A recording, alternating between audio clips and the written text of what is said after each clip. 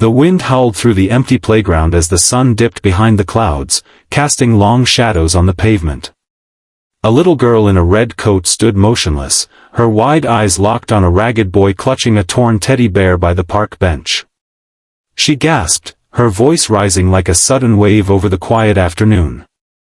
"Daddy, that's my brother." The words hit like thunder. The man beside her, a tall, impeccably dressed millionaire in a crisp charcoal suit, stopped in his tracks. His world tilted. For a moment, everything around him vanished, the city noise, the trees, even the cold wind. Only those words echoed in his mind. His knees gave way, and he collapsed onto the wet grass, tears spilling down his cheeks for the first time in 15 years. 15 years earlier, Daniel Rivers had been a man running from pain. His wife, Lily, died during childbirth, leaving behind premature twins. Overcome with grief and fear, he made a terrible decision. He kept his daughter, Emily, and left his son, Jacob, at the hospital. Told himself the boy wouldn't survive. Told himself it was mercy. But the truth? He was too broken to face raising 2 children alone. He never went back. Instead, Daniel buried himself in work. He built a tech empire from scratch, raised Emily with all the comforts money could buy, and told her nothing of her twin. She grew up curious, kind, but always sensing something was missing. He gave her everything, except the truth. Jacob, on the other hand, grew up in the system, foster home to foster home. Life was hard. He'd had to fight for every scrap of kindness, every moment of peace. But he was tough. A survivor. And in the darkest moments, he clung to the memory of a nurse who'd once told him, "You had a sister. Beautiful like you." It became his light. A fantasy that somewhere, someone like him was out there, wondering too. On the day they met, fate wasn't trying to be poetic. Jacob had run away from another abusive home. He was cold, hungry, and tired. The city park was his only refuge. Emily had insisted on going there to feed the ducks like she did every Saturday. Daniel was on a business call, barely listening, until she screamed, "Daddy, that's my brother." She didn't know how she knew. But her heart did. The resemblance, the eyes, the way her soul jolted the moment she saw him, it was like looking into a mirror from another world. Daniel knelt before the boy, trembling. Jacob stared back, guarded but curious. "Do you have a name?" Daniel whispered. "Jacob." The name hit like a bullet. The name on the birth certificate Daniel had signed but never used. His son. Flesh and blood.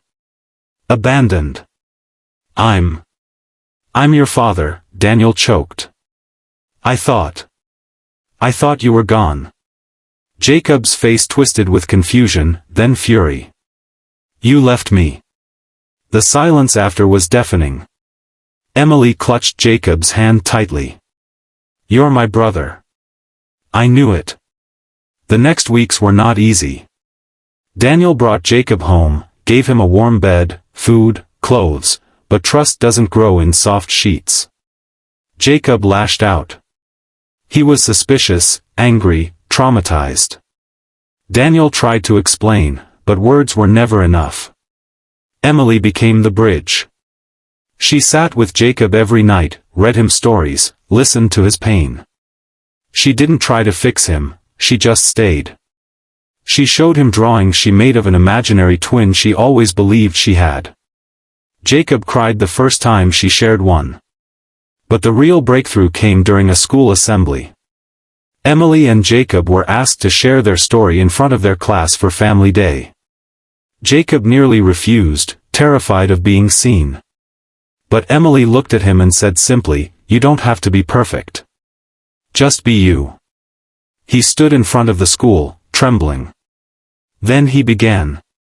"I didn't grow up like most kids here. I didn't have a family. But I always felt someone out there cared. I didn't know her name. But now I do. Her name is Emily. She's my sister. She found me before I could even find myself. Silence followed. Then applause. Some teachers cried. And in the back row, Daniel wept again, this time not from shame, but from pride and hope. Months passed. Healing came slowly, like rain carving valleys into stone. Daniel began attending therapy with Jacob. He stopped hiding behind work. He started telling the truth, even the ugly parts. Emily kept the family bound with the fearless love only children can give. They faced challenges together, Jacob's PTSD, media attention when the story broke, critics who questioned Daniel's past, but they stayed united. Through it all, Jacob never stopped asking the hardest question, why did you leave me? Daniel never offered excuses. Only this, I was wrong. I'll spend the rest of my life making it right. Years later, Jacob stood on another stage. This time as a young man in a tailored suit, delivering the keynote speech at a charity gala. He had launched a foundation for children in foster care. Emily was his co-founder. Daniel was in the front row, watching his son glow with purpose. Jacob spoke with quiet strength. Sometimes, life tears us apart so we can fight our way back to each other.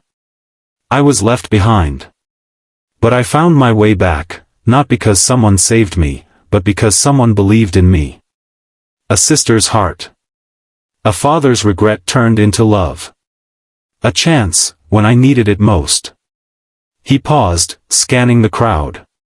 We are more than the pain that shaped us. We are the choices we make after. The message? Redemption is never out of reach. Forgiveness doesn't erase the past, but it builds the bridge to a future worth living. We all make mistakes. Some scar others. Some scar ourselves. But with courage, honesty, and love, especially love, we can rewrite the story. And sometimes, all it takes is a little girl pointing across a park and saying, "That's my brother."